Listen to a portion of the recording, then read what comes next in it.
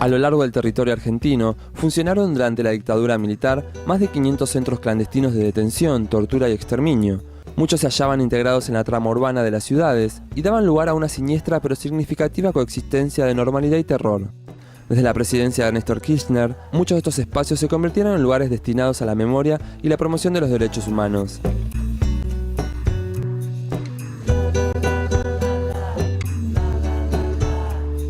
Cada caso acá en la ciudad de Buenos Aires es muy particular y hay algo de los mismos espacios que hacen que habilitan ciertas narrativas o privilegian ciertos recorridos en esa utilización y en la construcción de ese dispositivo que hace la singularidad de cada lugar.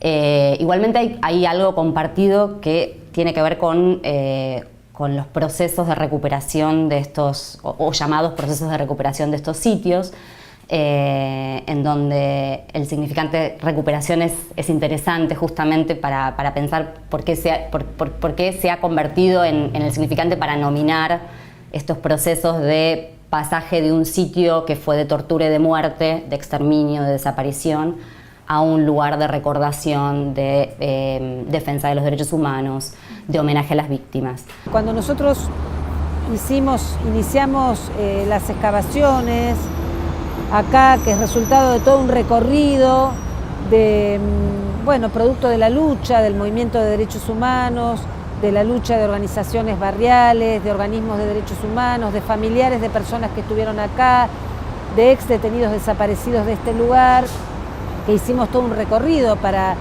poder investigar y reconstruir un rompecabezas al que yo digo todavía le faltan muchas piezas, porque toda esa investigación siempre estuvo del lado de las víctimas durante mucho tiempo. El dispositivo fundamental, por lo menos de los genocidios modernos, lo que he llamado los genocidios reorganizadores, esto es el uso del terror para transformar las relaciones sociales, el dispositivo fundamental es el campo de concentración. Y es el dispositivo fundamental porque opera no solo hacia la población que transita por el campo de concentración, sino hacia el conjunto social. El campo de concentración es el espacio de difusión del terror. Tengamos presente que en la ciudad de Buenos Aires llegaron a funcionar más de 50 centros clandestinos y en todo el país más de 500. Eso da cuenta de lo que fue el terrorismo de Estado durante ese periodo.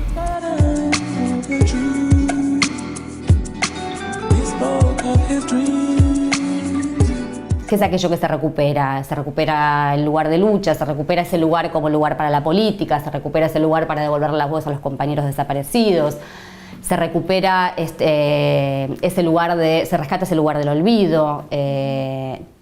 Hay distintas maneras de pensar estos procesos y las formas de intervenir en los distintos lugares en general tiene que ver con los actores que se ponen, digamos, que participan activamente y que han participado en estos procesos de recuperación y cómo es la dinámica en cada lugar entre estos actores y cómo se van conformando los espacios de decisión para intervenir esos espacios. Al principio empezamos quienes habíamos hecho las denuncias y después nos acercamos a la CONADEP, a la Comisión Nacional sobre la Desaparición de Personas, con el advenimiento del Estado de Derecho. Ahí hicimos la denuncia, empezamos a encontrarnos y a poder intercambiar información, y alguien aportaba un código, una letra y un número, y otro había escuchado un nombre, y otro una fecha, y otro una foto, y así fuimos pudiendo reconstruir a través de los testimonios lo que había pasado acá, detectar el lugar. Casi la totalidad de las dependencias que se utilizaron como centros clandestinos, más del 70%, ¿no?, que funcionan en la provincia de Buenos Aires, fueron lugares que pertenecían a CAMS, al circuito de CAMS, es decir, a la policía. Esos lugares siguen estando hoy y enclavados en la provincia de Buenos Aires. Ha sido recuperado para la memoria histórica. Quiere decir que este lugar ya no es lo que era, porque por aquí pasan las víctimas. Estos documentos sirven para condenar a esos verdugos, a esos genocidas, y esta casa tiene hoy otro sentido. Poder transformar las prácticas sociales, los comportamientos sociales, las acciones, la memoria, la identidad a través de la difusión del terror. ¿Sí? Este es el objetivo del campo de concentración, que podríamos decir que puede suponer que determinadas acciones físicas de secuestro, de tortura y de difusión a través del rumor de ese secuestro y esa tortura y ese sufrimiento generen en el conjunto social respuestas de desestructuración, de transformación identitaria, de paralización. Lo que queríamos era destapar el lugar, que ya lo habíamos planteado durante la CONADEP, porque suponíamos que acá podía haber pruebas y vestigios de lo que había sido el funcionamiento del campo de concentración.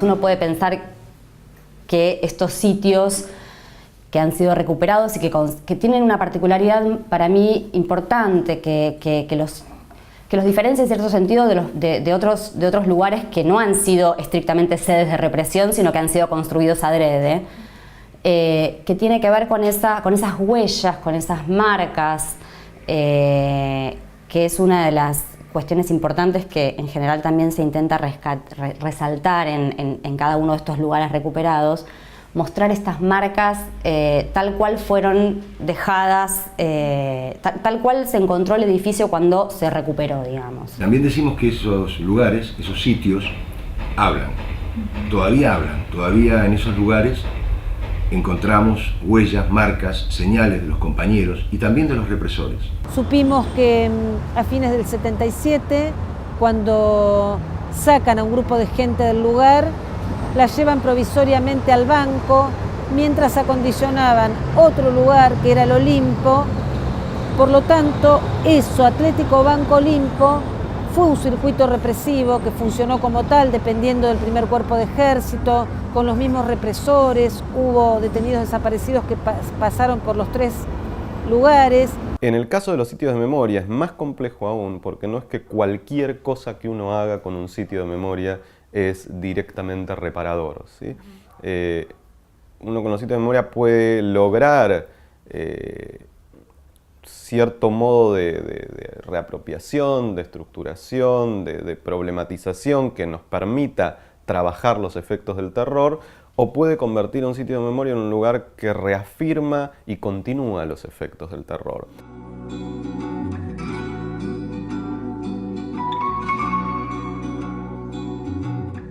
Este lugar era la enfermería. Fue impresionante encontrar esto porque, por un lado, verlo ahora así, todas las dimensiones son mucho más chicas de lo que uno pensaba en ese momento, porque uno era la nada, ¿no? Uno estaba reducido a un objeto, a un desecho. Entonces, con los ojos vendados, las dimensiones.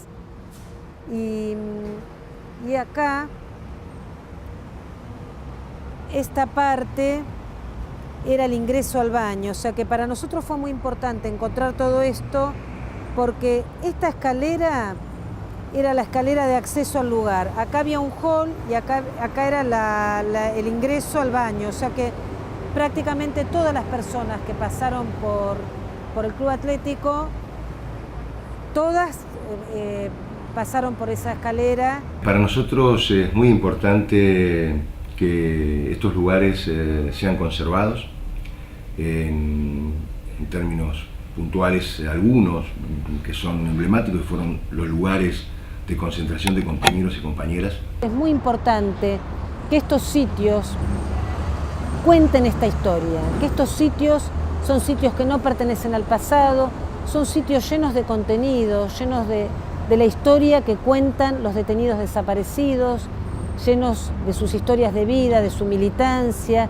llenos de lo que sufrieron acá, llenos de esa búsqueda y de esa lucha del movimiento de derechos humanos y de otros actores sociales para restituirles su identidad. Entonces creo que estos sitios sirven abiertas sus puertas para restituir esos lazos sociales con la sociedad en un permanente movimiento dialéctico entre el pasado, el presente y el futuro. Y quizás esa sería la forma de reparar en el caso de los sitios de memoria, no tanto encontrar el modo perfecto, que creo que no existe, sino seguir inmersos siempre en la discusión de qué produce cada modo, de qué nos genera cada estructuración de un sitio, de qué cosas no están funcionando, de tratar de entender por qué.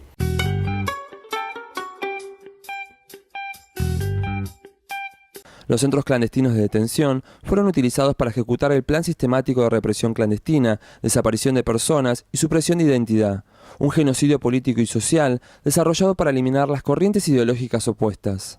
Nosotros tenemos relatos que fuimos relevando de los vecinos que cuentan cómo este lugar que era tan abierto, que ellos conocían, que habían transitado, se empieza a cerrar. Y es una hectárea, es un predio grande, y se empiezan a tapiar las ventanas. A mí me secuestraron el 13 de junio de 1977 en la avenida Paseo Colón, en la avenida Corrientes y Juan B. Justo. Ahí me metieron en la parte de atrás de un auto, me vendaron enseguida los ojos y me trajeron a este lugar que en ese momento yo no sabía dónde estaba ni qué lugar era, precisamente porque eso era la desaparición, todo era clandestino. Me bajaron, me ingresaron en un automóvil, me hicieron bajar a un sótano, enseguida me hicieron desnudar y comenzaron a torturarme. Yo fui detenido el 14 de mayo del año 76. Realmente fui torturado y estuve una semana desaparecido en un centro clandestino que no es muy mencionado, aunque fue, yo creo que uno de los centros clandestinos más antiguos, que fue lo que se conocía como Coordinación Federal, ¿no? Un centro de detención que, a diferencia de otros, hoy sigue siendo un lugar de funcionamiento de la Policía Federal, que sigue siendo, se llama Seguridad Federal. Simplemente hay una placa que atestigua de que por allí fueron detenidos y desaparecidos muchos militantes de la década del 70. En esta celda permanecí todo el tiempo que estuve secuestrado aquí, que fueron 45 días. De las personas que yo vi aquí, la mayoría continúan desaparecidos. Sí, en realidad, todos los que pasaron por esta celda. Algunos de ellos fueron encontrados sus cadáveres, en el caso de 5 o 6, y el resto continúa desaparecido. El genocidio en algún sentido surge como concepto jurídico. ¿Sí? Ahora, cuando uno lo piensa históricamente o sociológicamente, es fundamental tomar en cuenta que el genocidio no es un hecho que se puede desarrollar de un día para otro, ni que ocurre como un fenómeno de la naturaleza, ni que es espontáneo, ¿sí? Sino que en verdad el genocidio implica toda una construcción en el tiempo de las condiciones de ejercicio del genocidio. Esto es que una sociedad no está preparada para llevar a cabo todo lo que implica un proceso genocidio. Requiere, por lo tanto, toda una construcción, esto por un lado, y por otro lado, el genocidio produce una serie de efectos que van mucho más allá de la muerte, que es esta destrucción de las relaciones sociales, del conjunto social en el cual se aplica.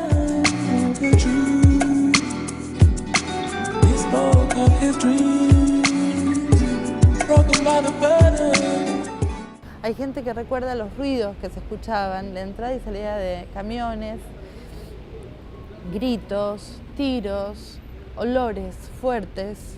Hay gente que dice que no escuchó nada.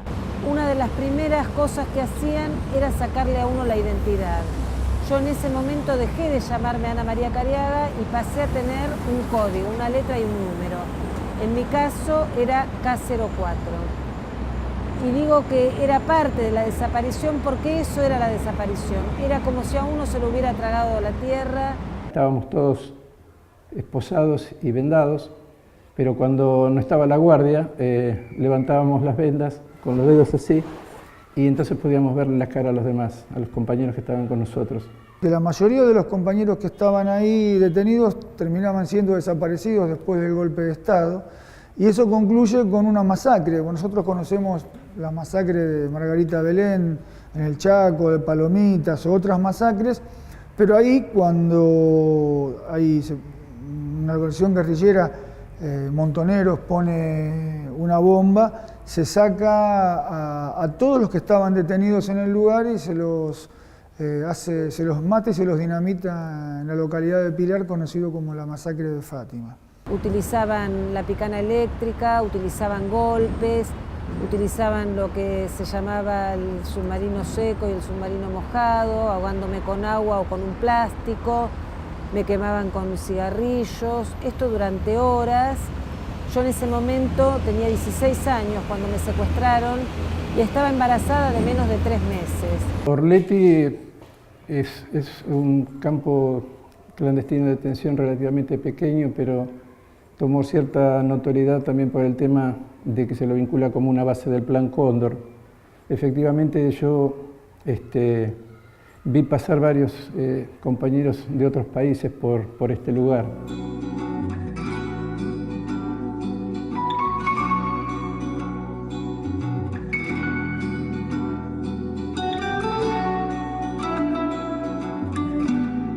Las lógicas que guiaron los procesos genocidas en los momentos previos a la experiencia paradigmática del nazismo, podríamos decir que son procesos fundamentalmente colonialistas, ¿sí? Entonces es un ejército de una potencia central que ocupa el territorio y domina y destruye y aniquila a los grupos que constituyan esos lazos sociales en el territorio, y la novedad de la doctrina de seguridad nacional es conformar a las Fuerzas Armadas de cada estado en ocupantes de su propio territorio, ¿sí? Lo cual las convirtió en un actor fundamental del genocidio. Por otro lado, les generó una relación sumamente compleja con el conjunto social. La angustia por la situación que se vivía, más el agregado que podía tener la expectativa de muerte, daba a la mayoría de los compañeros una necesidad de narrar las cosas que eran importantes en la vida, por ejemplo, la familia, los hijos, cuál era la actividad afuera. Era un muro permeable. No es azarosa la elección de un predio en medio de la ciudad. La violencia del Estado genocida, represor, que detenía ilegalmente a los compañeros, los mantenía en cautiverio, los desaparecía, no era solo sobre el compañero detenido, sino que también tenía sus resonancias, sus implicancias sobre el afuera, y eso tiene un efecto disciplinador. Estuve siempre los casi 4 meses que estuve secuestrada con los ojos vendados y con cadenas en los pies, y un día estaba acostada y el bebé se empezó a mover. Y para mí eso fue muy importante, porque sentía que había un punto al que no habían podido llegar, que dentro de eso que era transitar la muerte, se había podido preservar la vida. Había cosas que se escuchaban desde acá, por ejemplo, el ruido de los chiquitos del colegio que está en la parte de atrás, en el recreo, que era como un soplo de vida, ¿no es cierto? O sea, dentro de tanto ambiente de muerte que se respiraba aquí, escuchar a los chicos o el paso del tren que también se escuchaba desde aquí, te ponía un poquito con la realidad externa, en contacto con la realidad externa, ¿no? Una compañera chilena, que era del Partido Comunista Chileno, que se llamaba Cristina Carreño, que cayó, hizo todo el circuito, estuvo en Atlético, en Banco y en Olimpo, fue vista con vida por última vez acá. Y los familiares, al venir de Chile, trajeron velas. Y las velas las pusieron en el lugar donde estuvo su celda, que ahora está demolido. Y las prendieron las velas, porque en Chile se recuerda mucho a través de las velas, ¿no? Este es un ejemplo, hay quienes traen flores, hay quienes no quieren venir. Yo me recuerdo claramente, después de que me habían torturado, lo que más me choqueó a mí fue, después de la tortura, me incorporan, yo estaba vendado, en un habitáculo, una habitación como de 4x4, y yo con mucho esfuerzo, después de 10 o 15 minutos, moviendo las cejas, me corrí la venda y vi la escena del horror, que realmente la llevo grabada, que había como 30 compañeros que estaban prácticamente muertos, en condiciones totalmente deplorables. Era una escena dantesca.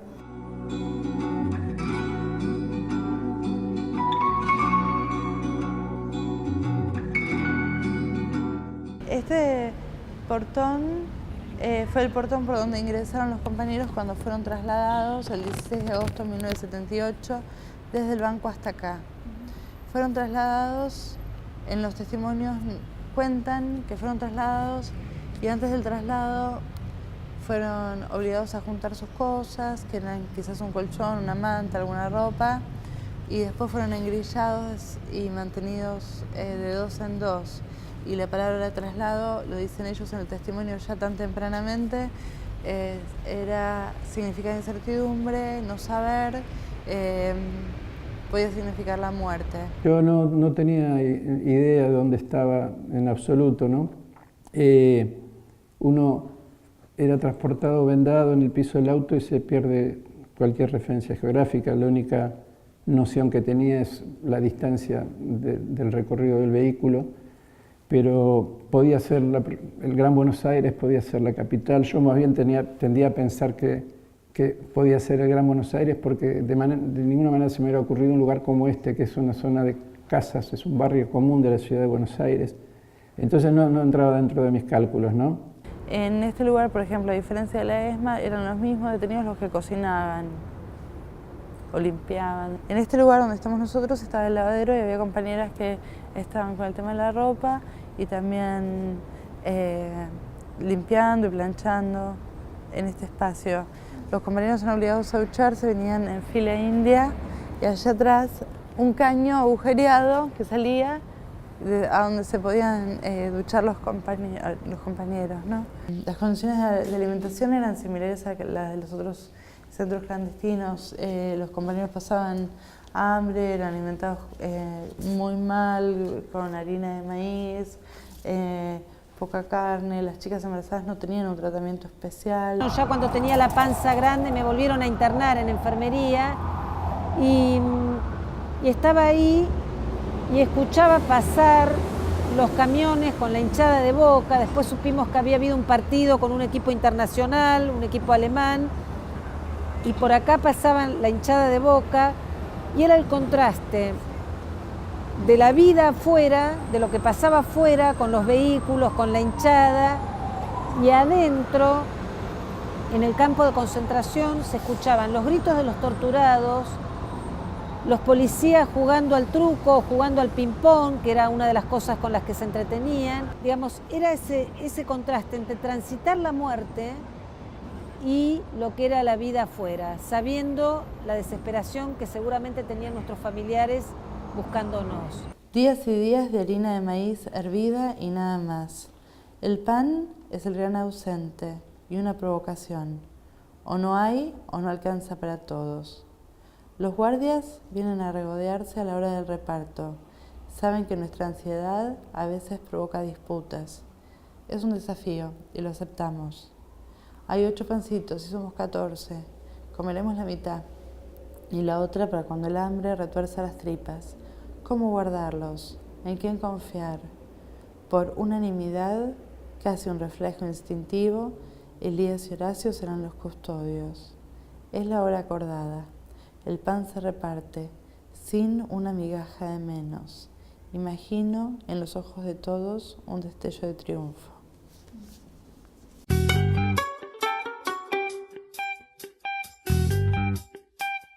Luego de la última dictadura militar, el concepto de memoria adquirió un importante valor cultural y político, de la mano de las luchas populares y de las organizaciones de derechos humanos.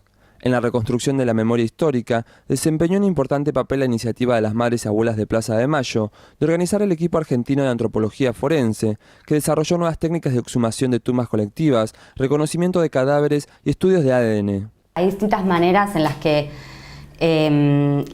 los espacios materiales pueden convertirse en lugares de recordación o lugares de transmisión del pasado. Hay una multiplicidad de soportes de la memoria, podemos pensar, o de vehículos de la memoria que ayudan a la transmisión de un pasado. La DIPBA, digamos, construyó información sobre las personas desde el año sistemáticamente desde el 56 hasta el 98. Entonces, en ese sentido, la consulta ha sido, digamos, de personas a lo largo de la historia. Y la reacción frente a estos documentos es variada, digamos. Es una reacción que no es uniforme, digamos. Muchas veces hay algo de curiosidad, a ver cómo me veían, la sorpresa al enterarse que la DIPBA los definía en su perfil ideológico, los encasillaba en una carátula que no era, digamos, nos ha pasado decir, pero ¿cómo decían que yo era comunista y era anarquista, al revés, o peronista y era... Bueno. Los legajos refieren, por ejemplo, a distintos factores, el factor estudiantil, el factor gremial, el factor religioso también, el factor económico, todos aquellos factores que, de acuerdo a las distintas doctrinas de persecución política, incluso a nivel internacional, existían en ese momento y tenían cierta vigencia. Entonces, a partir de esos factores es como se agrupa la documentación que se encuentra en este archivo. Esta es la sala de historias de vida. Es donde usualmente terminamos el recorrido de las visitas con las escuelas, con la gente que se acerca. Lo consideramos como un espacio donde podemos como bajar un poco el nivel de, digamos, de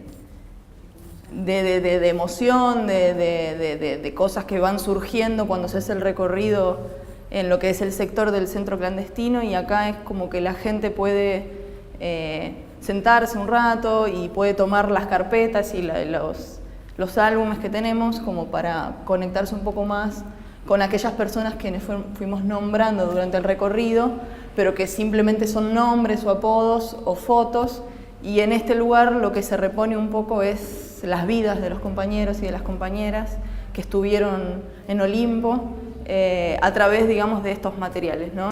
Se empezó la obra y apenas se empezó a destapar, fue como levantar una tapa y encontrar, lo primero que encontramos fue una sala del Consejo, que era una oficina donde a veces reunían a personas que estaban secuestradas, y ahí fue como destapar y encontrar prácticamente intacto eso.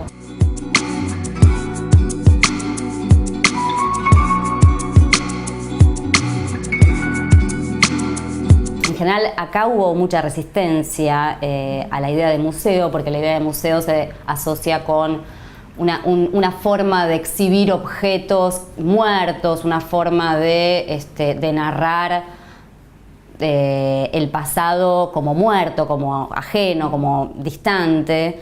Sin embargo, uno puede pensar que los museos se han modificado y que la dinámica y que las distintas tecnologías y las distintas maneras, incluso dispositivos que hay al interior de los museos, han modificado esta concepción clásica de museo tradicional, de museo más asociada al pasado muerto, y que hay otras técnicas y otras, como decía antes, dispositivos tecnológicos que ayudan a que el museo siga conservando ese valor epistémico, ese valor de transmisión de conocimiento, de un saber, pero que al mismo tiempo también se constituye en un espacio que que interpele al visitante en sus emociones. Recuperar un lugar central del dispositivo en la provincia de Buenos Aires del terrorismo de Estado hablaba de un avance del enfoque contra la impunidad por la democracia, pero había un hecho mayor todavía, que esa documentación no fuera solo el respaldo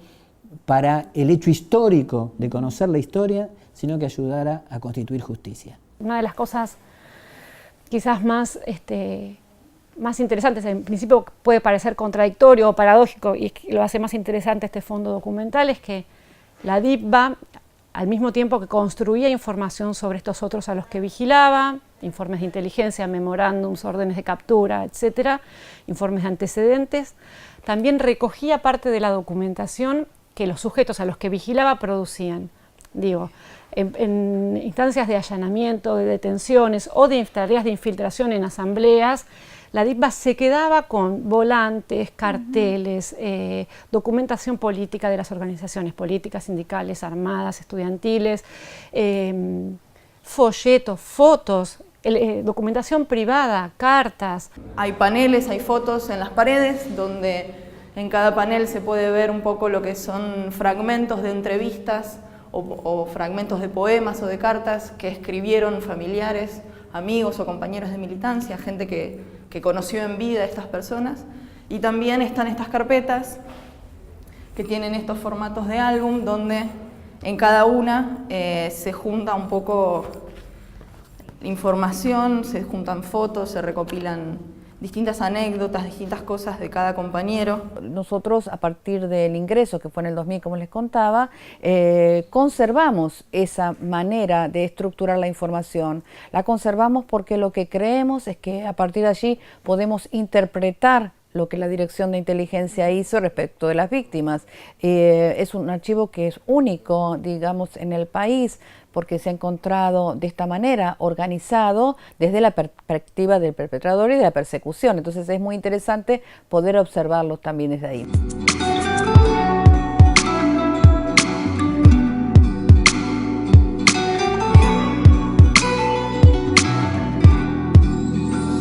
Entonces, este es un archivo que es un fondo documental que tiene una naturaleza mixta, el origen es claramente policial, pero tiene una existencia mixta, porque conviven en los mismos legajos los documentos estrictamente policiales con los documentos elaborados por las personas a los que la DIPBA está vigilando.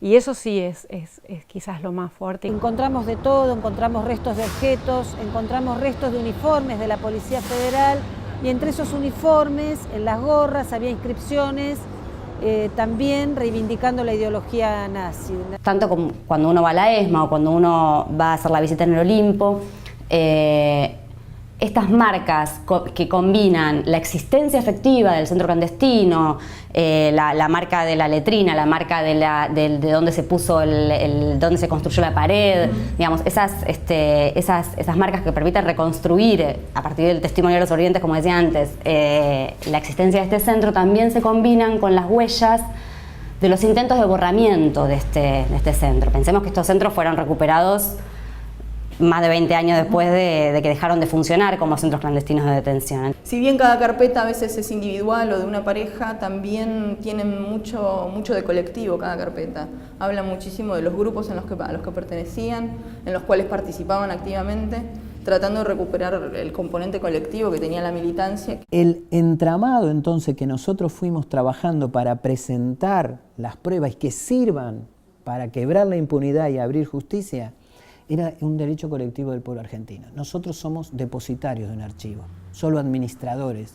El archivo es del pueblo de la Argentina, del pueblo de la provincia, de las víctimas. En muchos casos nosotros entendemos que sobrevivió acá paradójicamente, mientras buena parte de los militantes durante la última dictadura se deshacía de parte de esa propaganda política, de esa documentación que los comprometía, la DIPBA resguardó esa documentación que se puede obtener hoy acá para reconstruir la historia. Entonces, la historia personal, la historia colectiva, la historia de la militancia, que sirve también para reparar, digamos, para construir historia, para construir verdad jurídica, digamos, para construir justicia.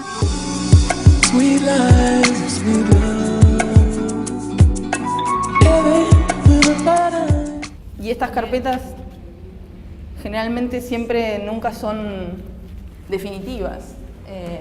Lo que tratamos también, por ejemplo, con lo que tienen los formatos de las otras carpetas es que pueden agregarse cosas, puede venir gente que de casualidad pasó por acá y vio el nombre, vio la foto o recordó algo y lo conocía y quiere aportar algo, quiere transmitir qué recuerda de esa persona, y la posibilidad está abierta porque estas historias y esta historia reciente de la Argentina se va reconstruyendo con el aporte de todos y de que vamos recordando muy de a poco, y que es un proceso largo que implica mucho trabajo de hormiga y de ir apoyándonos mutuamente para animarse a hablar. Los legajos a partir de los factores, sino que después construían en otro lugar del edificio unas mesas de trabajo donde también entre los distintos agentes estatales de la policía distribuían esa información sobre las víctimas para ver cómo operar, porque no solamente esto es un archivo, acá funcionó la dirección de inteligencia, quiere decir que tenía un jefe que dependía de CAMS, que desde aquí salían y decidían qué hacer con esa información, así de práctico, ¿no? Solamente estamos viendo en estas paredes documentos estáticos, documentos, ¿sí? Pero estos documentos que tienen y refieren a cada una de las personas que fue perseguida y que fueron víctimas, después generaban acciones concretas, porque la policía de la provincia de Buenos Aires que se juntaba con el ejército, se juntaba con la CIDE, se juntaba con otros organismos que decidían sobre la vida de cada una de las personas y en muchos casos las convertían en víctimas del terrorismo de Estado y en desaparecidos, secuestrados, torturados. Así que lo que vemos no son solamente papeles, sino son historias de personas que fueron seguidas por el Estado. Viene un antiguo dirigente gremial o solamente trabajador, viene, consulta acá, se lleva su documentación y a la semana viene trayendo a un compañero, y a la semana vienen 3 o 4, y al mes, digamos, y se arman esas trayectorias colectivas de militancia gremial, también estudiantil o política, digamos, así, digamos, se van trayendo unos a otros y tratan de armar ese mapa, digamos, ese rompecabezas de la militancia con documentos que en los sindicatos no quedaron muchas veces.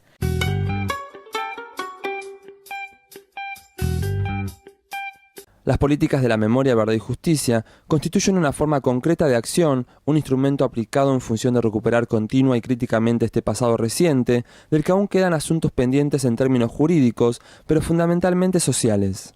Me conmueve profundamente ver cómo desde esos pedacitos que nunca imaginamos iban a constituir después este mapa del terror que nos permitió y nos permite hoy llevar al banquillo de los acusados a los represores, juzgarlos y además encontrados culpables, llevados finalmente, condenados y llevados a las cárceles comunes como corresponde.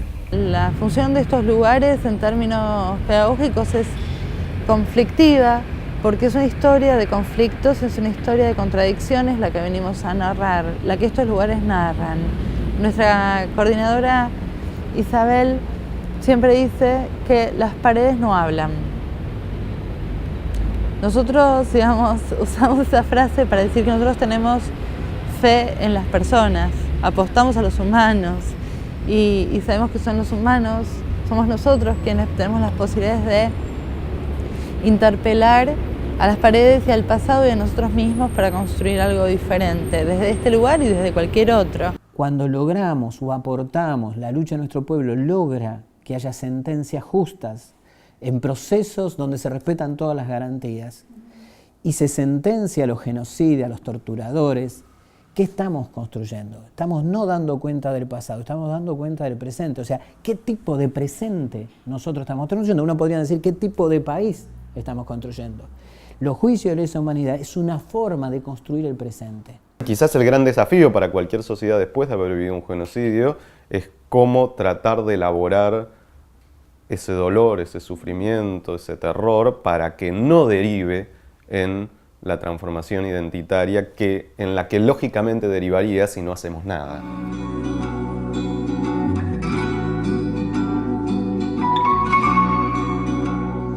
Es el Estado el que tiene que reparar, y se repara en debe repararse profundamente. Todas las reparaciones tienen que ser profundas, no solamente es una reparación a través de la justicia, también se repara cada vez que un familiar, por ejemplo en nuestro caso, puede venir aquí y conocer el nombre, el apodo de su papá, por ejemplo, nos ha pasado, o cada vez que pueden saber algo más de lo que la dictadura les quitó. Para algunos nunca hay forma de reparación y para otros podemos verlo de otra manera.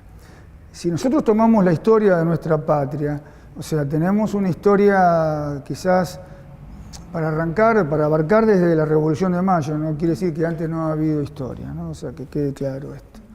O sea, tenemos una historia de cómo las clases dominantes permanentemente han masacrado al pueblo. Si nosotros no enmarcamos esto como una parte de continuidad de nuestra historia, no vamos a poder tener, en todo caso, una visión clara de cómo terminar con la explotación, de cómo lograr tener una sociedad más justa. Y yo creo que todas estas cosas tienen que ver con la memoria también hacia futuro, porque en alguna ocasión que vine invitado con algunos chicos de la secundaria para contarles la experiencia y cómo funcionaba Orletti en la medida de mis conocimientos y mis pocas posibilidades de contarles, sentí que servía, ¿no? Como le pasa a mi propio hijo en el colegio, que lo llevan a hacer una visita a la ESMA o se va enterando de a poquito de cuál fue el proceso que vivimos, y yo creo que es lo mejor que nos puede pasar es que la juventud, las nuevas generaciones tengan esa memoria que nosotros también tenemos y que creo que hay que recrearla siempre porque es la mejor manera de preservar el futuro nuestro, de nuestro país, ¿no es cierto?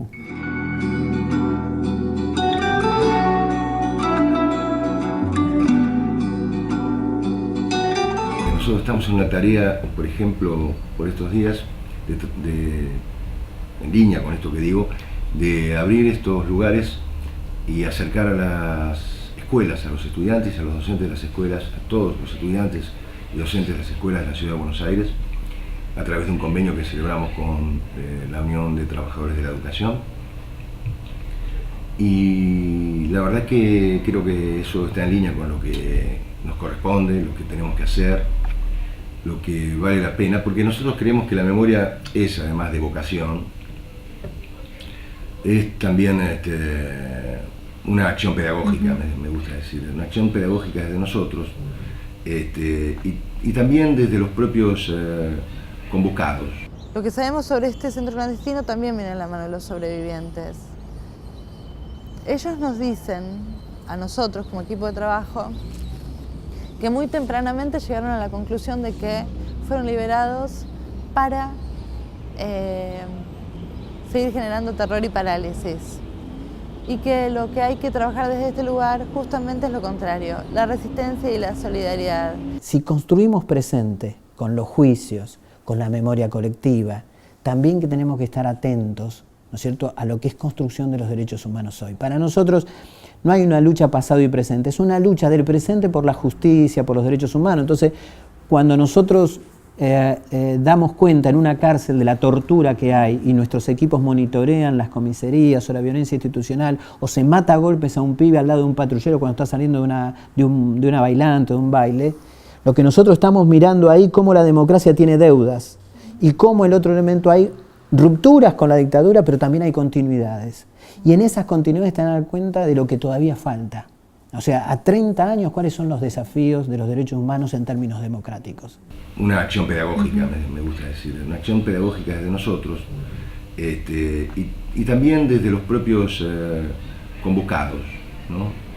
Porque ahí nosotros recibimos, cuando hacemos estos contactos, cuando podemos llegar a los jóvenes, más jóvenes, también recibimos de ellos muchas dudas, muchas preguntas, y mucho interés por saber.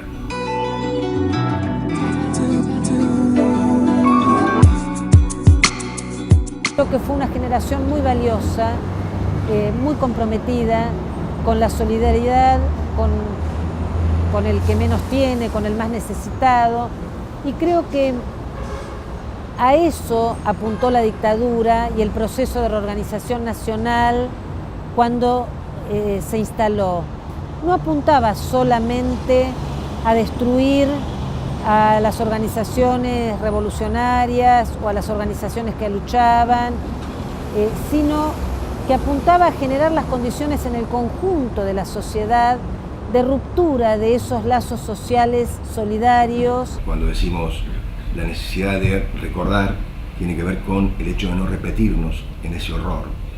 Nadie puede garantizar que esto no vuelva a ocurrir, pero es mucho más probable que ocurra si hacemos borrón y cuenta nueva. Muchos hijos han venido aquí a encontrar por ahí un pedacito de la historia de su familia y también muchas de las víctimas de terrorismo de Estado. Es decir, la reparación con un sentido mucho más amplio, no solamente atraviesa los planos de hacer justicia y condenar, que por supuesto es casi la acción más directa que nosotros hemos pedido durante todos estos años, pero entendemos que también está esta otra parte, que es la idea de reconstruir esas vidas, no solo para que sirvan como ejemplo, sino para que nos ayuden a hacer, para que nos ayuden hoy en este presente, que no es igual a ese pasado, pero que en alguna forma nos desafía y nos interpela para modificarlo